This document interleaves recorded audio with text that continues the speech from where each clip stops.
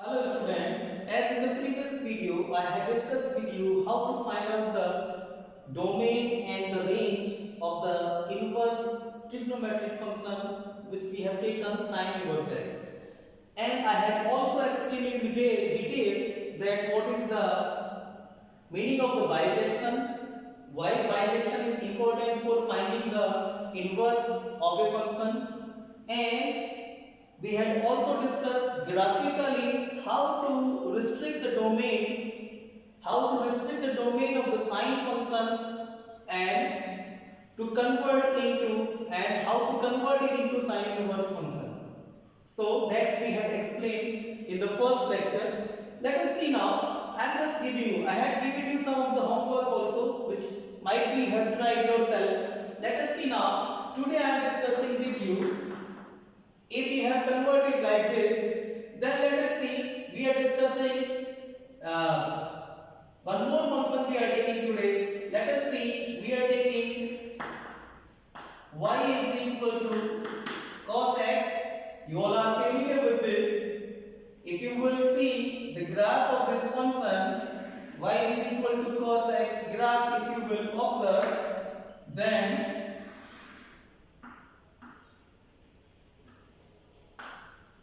you know that the range of the cos function is also between 1 to -1,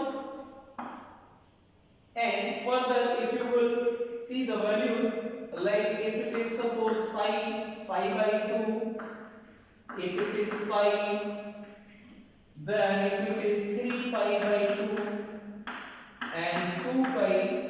Similarly, the negative part of the x-axis, if you will go, that is minus pi by 2, then it is minus pi, minus 3 pi by 2, and further minus 2 pi.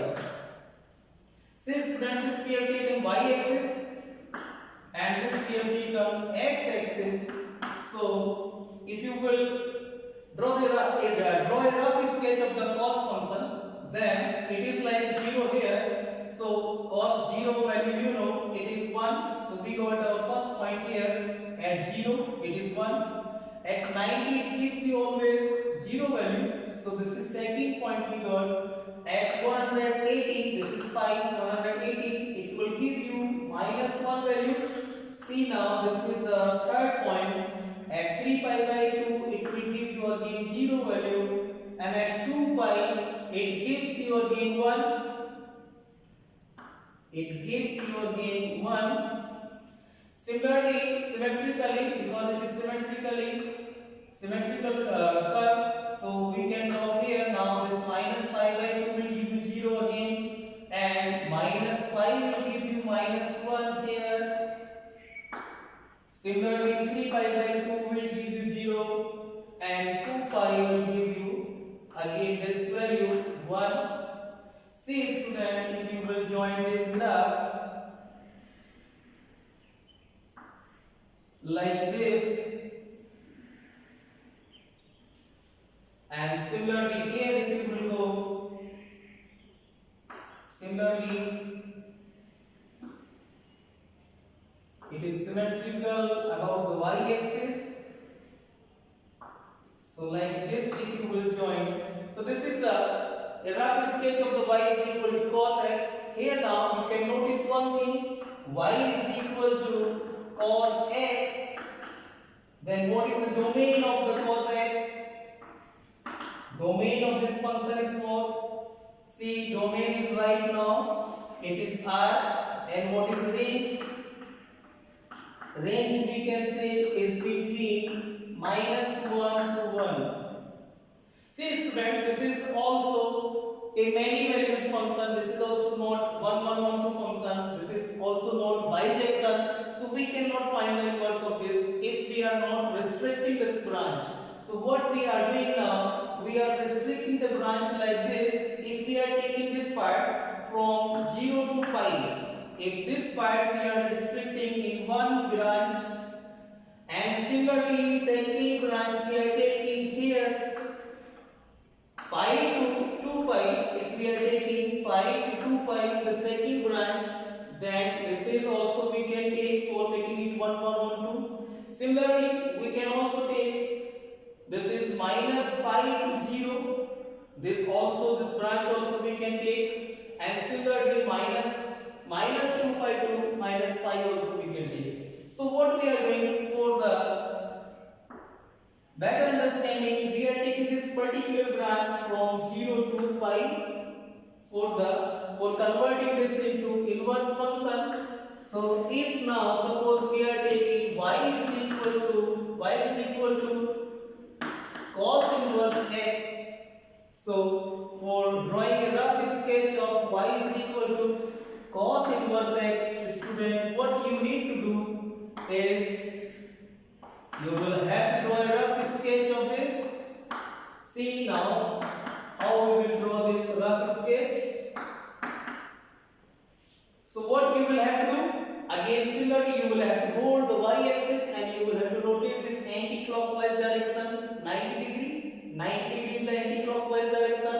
So now what happens now? This particular branch will change. This branch x-axis will change into y-axis and y-axis will change into x-axis. So this particular axis, which is now x-axis, it was here y-axis. If you will notice this is now here x-axis. So on this axis I am just taking these two values, which is minus 1 and 1. These two values.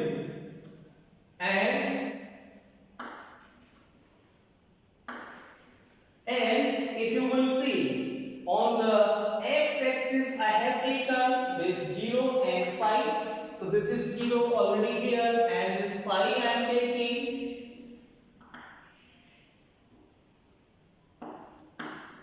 Suppose this is value pi, I am taking this pi, and this is 0. So see now, if you will observe the graph of this, we are taking like this. So see now, what is the graph? Cos 0 value, cos give you the value 1. This is our 1, and this is the value at 0.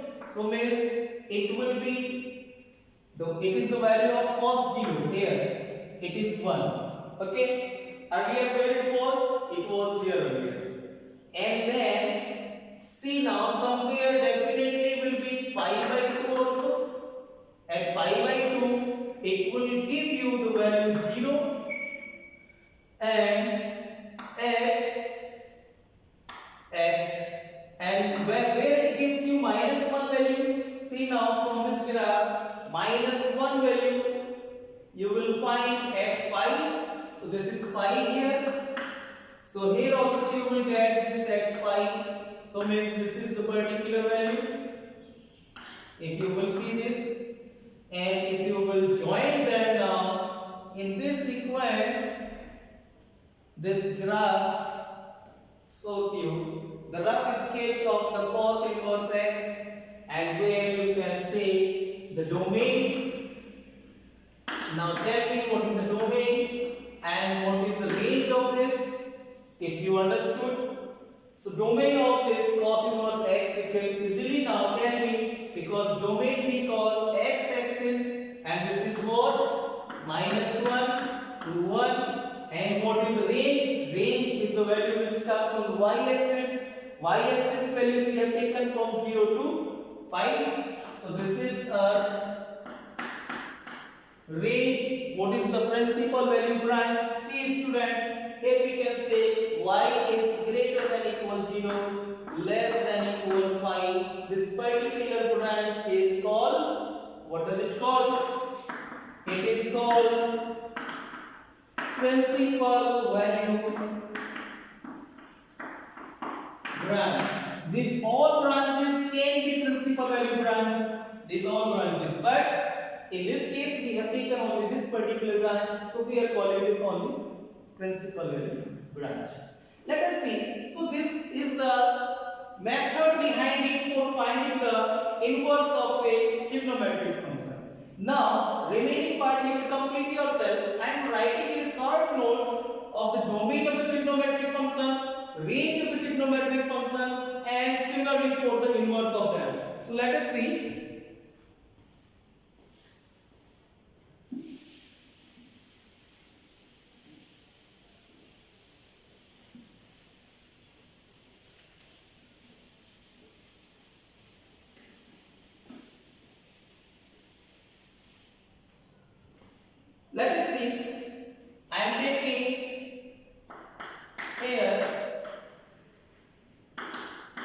domain and range of trigonometric functions. How it is? Let us see with the help of this table.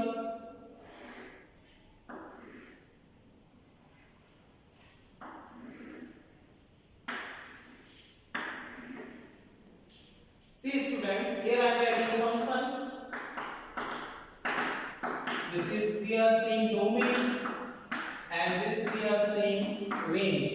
So if the function we are saying sin x, domain we have just seen it is r only, range we have seen it is -1 to 1. If we are saying the function is cos x, again the domain is real number and range we had calculated -1 to 1. But if we are talking about tan x, can you tell me what is the domain of tan x? Tan is not defined at, tan 90 is not defined, so we can say r minus 2n plus 1 pi by 2, where n belongs to z, n belongs to z. I am writing here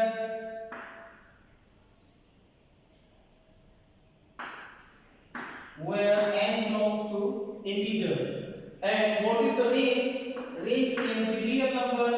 Similarly, if we are talking about cot x, cot is not defined at 0, so it is r minus n pi. Similarly, here also n belongs to z, and here also the range is r. But if we are talking about sec x and cosec x, sec x, what is the domain of the sec x? Sec is again 1 upon cos, or cos is not defined at 90, so we can say similarly here it is r minus 2n plus 1 pi by 2. And what is the range of this? The range of this is what? What can be the range? See student, the range, if you will see, if you will draw the rough sketch of this, you will find the range of the sec function is r minus -1, 1. And what about the cosec x? It is again r minus n pi, and here also you will find the rough sketch, if you will draw, this is r minus minus 1. So this particular table, if you will keep in your mind, you will not find any difficulty for drawing the rough sketch of the trigonometric function. At the same time, parallelly, I am doing this homework for you. Let us see, we will make a table for the inverse trigonometric function also. So this is the trigonometric function, and now let us see domain and range of inverse trigonometric functions. Let us see first one. Similarly, one table you will have to make here also. So I am writing a table here. Suppose this is our table. These are the parts here. And here I am saying this is function. This is function. This is the domain of the function. And this is range of the function, and this is branch, principal value branch, we can say principal value branch. Okay, let us see first function. It is sin inverse x. What is the domain? Domain is -1 to 1. What is range? Range is minus pi by 2 to pi by 2. We have seen also principal value branch. This is principal value branch we have taken. This particular branch we have taken. What about the cos inverse x? Here also it is -1, 1. What about the range? Range is 0 to pi. We have seen right now. And the principal value branch is this. And see now, the next one is tan inverse x. in tan inverse x, student see from here also you can easily recall the values. Range become domains. Range we do not restrict. So this value will become the domain of the tan inverse x. So we can say it is R. What is the restrictness? Restrictness we will apply here in the domain of the trigonometric function tan x. So what is that? So we will restrict this function here. We will write this we will take from minus pi by 2 to pi by 2. We will restrict this between minus pi by 2 to pi by 2. And what about cot inverse x? Similarly, what is the domain? It is R. It is R. And what is the range? Range is here we can say 0 to pi. So this is only the principal value branch. We can say y is greater than minus pi by 2 less than pi by 2. Y is greater than 0 less than pi. See now, if we are talking about sec x, so this is the domain. This range is the domain of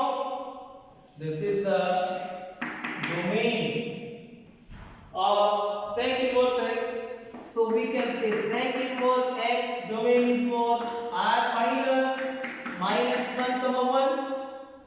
What is the range? Range is basically minus pi by 2 to pi by 2.